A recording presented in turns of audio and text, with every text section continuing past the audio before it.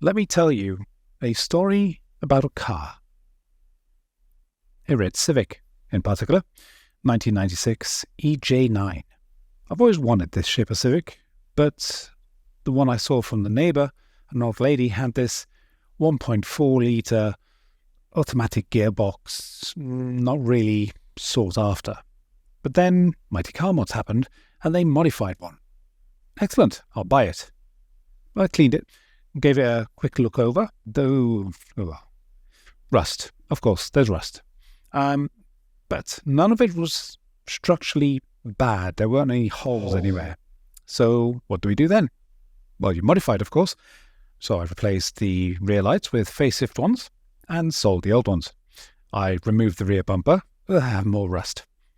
And then, there's 3/4 of a tank of fuel there, so I couldn't get a hose in through the filler cap. Let's just safely, with a fire extinguisher, pump it out of the tank. Oh, look, a cheap EG subframe. Bought that. Oh, a cheap crash bar on the front instead of those two little arms. This would actually add rigidity to the car as well. And now let's get rid of that 1.4 litre.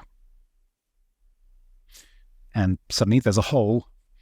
Hole gives you more room for, look, a nice cheap K20. This is actually a K20 A3 or A4, I forget, out of a CRV. And it came with the gearbox for all-wheel drive for 300 quid.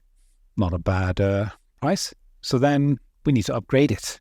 So I got a crankshaft from a K20 A2. And of course, to work on it, I've mounted it on a engine mount. And then you tidy the garage, because you realise all the parts you're pulling off the car start taking room.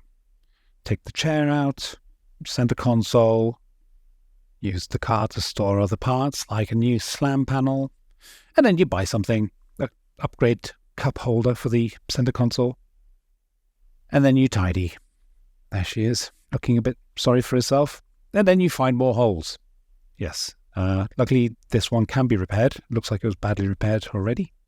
And then you buy more parts. Facelift headlamps came up quite cheap.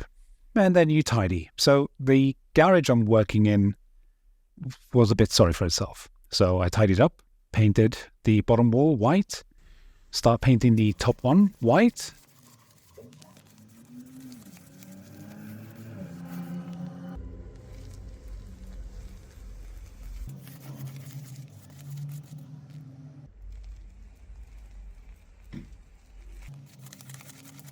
And then the bottom half, of course, has to be red. Those true Honda colours for love and hate. After painting that back wall, I realised, well, since the ceiling was already coming down from a previous storm, I'm not going to go into that, I protected the car and pulled the rotten parts down. And then I brushed and tidied. Then tidied some more, got some shelving. Look at all that space for activities. Time for a rest. Quite tiring. Then we remove more rusty parts. That is, believe it or not, a rear trailing arm. And then you buy some parts, a Honda flag, just so you remember what you're working for as you start pulling off more parts. And then you buy some parts, a rear diff from a CRV. And some, believe it or not, EG trailing arms, which, look at those. They look nice and clean. But then, disaster. The shelving I bought went mouldy. Within 3 months, as you see here, the shelving is gone. Good opportunity to fix the floor.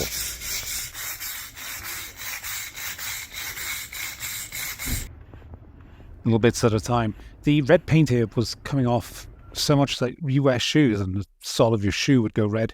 So it all needs scrubbing off, so this isn't all complete here, but some of it is. Hopefully we'll get some epoxy flooring down. And then more storage, things being put inside the hole I created. Just all over the place. Stuff on the side, stuff on the scuttle panel. It'll all get cleared. So join me for further episodes coming up, as I am now mostly going to be rebuilding the vehicle.